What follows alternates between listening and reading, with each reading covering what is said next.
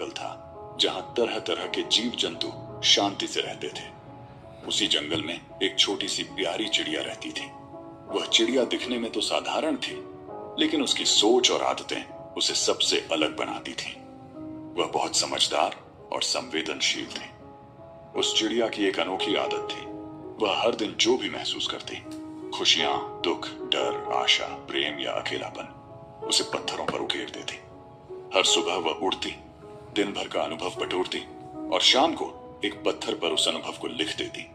कभी एक खूबसूरत पल, कभी किसी की कही कोई कड़वी बात या कोई अपनेपन भरा एहसास। फिर वह पत्थर को अपनी छोटी सी पोटली में रख लेती। शुरुआत में यह उसे बहुत अच्छा लगता था।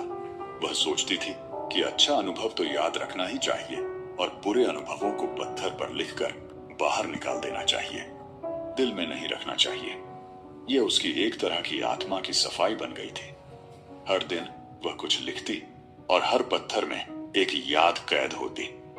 धीरे धीरे दिन बीतते गए, उसकी पोटली में पत्थरों की संख्या बढ़ती गई।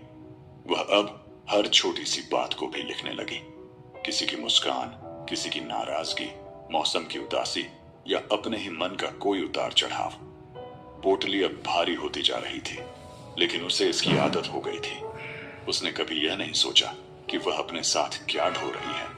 वह सिर्फ इस आदत को, यादों को सहेजना समझती रही।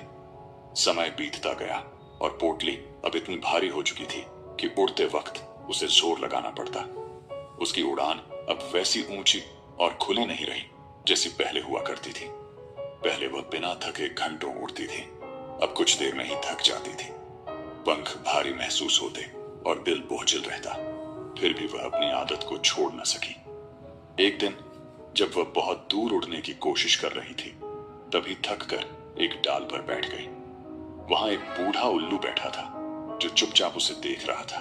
उसने पूछा, तू इतनी थकी हुई क्यों लग रही है? चिड़िया बोली, मैं रोज अपने अनुभवों को एक एक पत्थर पर लिखती हूँ और उन्हें संभाल कर रखती हूँ। ये मेरी यादें हैं, मैं इन्हें खोना नहीं चाहती।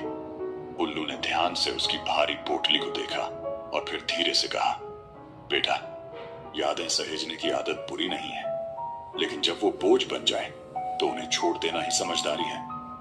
उड़ना तेरी फितरत है, जमीन से बंधना नहीं। चिड़िया थोड़ी देर चुप रही। वह जानती थी कि उल्लू सच कह रहा है, लेकिन वह उस बोझ को छोड़ने का साहस नहीं जुटा सकी। कुछ दिन और बीते और अब तो चिड़िया की उड़ान लगभग रुक चुकी थी। वह ज्यादा देर हवा में नहीं टिक पाती थी। उसकी आंखें थकी